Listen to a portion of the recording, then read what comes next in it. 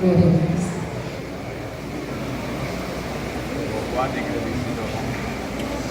Saudamos a amada igreja no nome do Senhor. Aproveitando para agradecer a Deus pela vida do nosso coral. Deus continue abençoando os componentes, o vocal louvor dos unidos.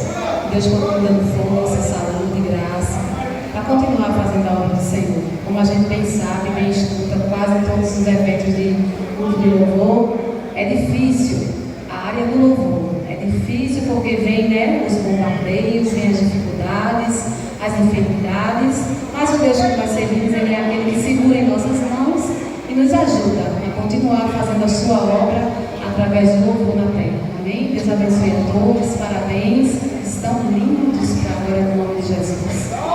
Vamos louvar o Senhor neste momento.